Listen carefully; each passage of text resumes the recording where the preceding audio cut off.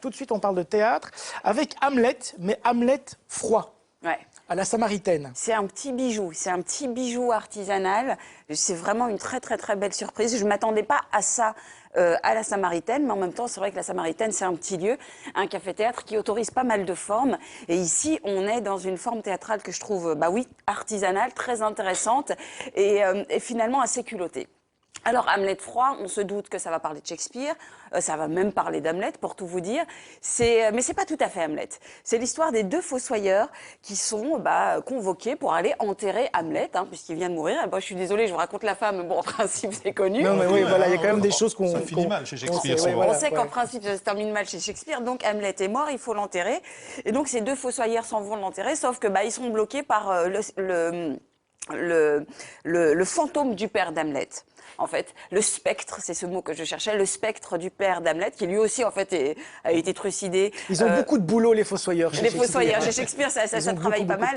Mais en l'occurrence, le père d'Hamlet, il a été tué par son propre frère, qui en fait entretient une liaison avec sa propre femme. Donc tout ça, c'est pas très propre. Donc bref, le spectre est pas content. Il dit aux fossoyeurs, avant d'enterrer mon fils, il faut que vous racontiez son histoire et que vous laviez son honneur. Donc les fossoyeurs sont un peu flippés. Ils disent bon ok, on va raconter l'histoire d'Hamlet.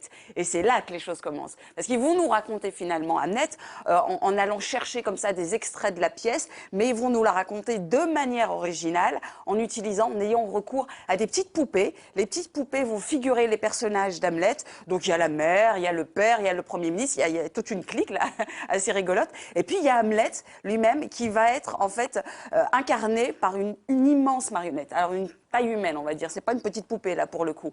Et en fait, le spectacle nous est raconté avec ses petits moyens. Alors là, on pourrait parler presque de bidouillage théâtral, mais ça marche à crever. Parce qu'en fait, nos deux fossoyeurs, ils vont s'improviser marionnettistes. Mais tout est fait à vue. C'est-à-dire que quand un des fossoyeurs incarne Hamlet et qui rentre dans la marionnette, on le voit totalement engagé physiquement. Et là, on se dit, c'était une super bonne idée d'aller chercher les marionnettes. Qu'est-ce que ça amène?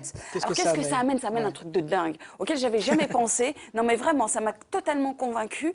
La marionnette désinhibe totalement. Quand vous êtes dans la marionnette, c'est pas vous qui faites, c'est la marionnette. Donc vous vous lâchez à crever. Et s'il y a un truc que je trouve, moi, souvent raté chez Hamlet et en général chez Shakespeare, c'est que justement, on en a fait quelque chose d'assez propre. La faute aux traductions et aux adaptations qui ont fait de Shakespeare un auteur comme ça, très romanesque, poétique, lyrique. C'était pas ça, Shakespeare. Shakespeare, il racontait des histoires profondément dégueulasses. Il y avait du cul, il y avait de la sueur, il y avait du sang. Et donc, du coup, c'est la marionnette qui raconte. Et là, la marionnette, elle peut se permettre de prendre par derrière Madame la Reine et de simuler une scène de cul, quoi, ou des fellations. Ça, c'est un truc qu'on fait difficilement quand ce sont des vrais comédiens. Donc, d'un seul coup, la marionnette permet de désinhiber. Mais c'est drôle quand une marionnette fait ça. Pensez aux Guignols de l'info. Les Guignols, ils se lâchent, ils font plein de choses. Et bien, ici, en fait, la marionnette permet de repousser les limites et peut-être de retrouver ce Shakespeare qu'on avait perdu à cause de ces adaptations un peu trop romanesques. On retrouve tout ce qui faisait le sel de l'écriture de Shakespeare. Voilà, c'est Franck Delatour qui a adapté Hamlet de Shakespeare et qui se retrouve sur scène avec d'autres comédiens. Jean-Michel Distex. Voilà, et puis il y a Jérôme Thomas qui est également le créateur des marionnettes, citons-le. Donc ça s'appelait Hamlet froid, c'est à voir à la Samaritaine jusqu'au 1er décembre. Tiens, quelqu'un qui est passé par la Samaritaine.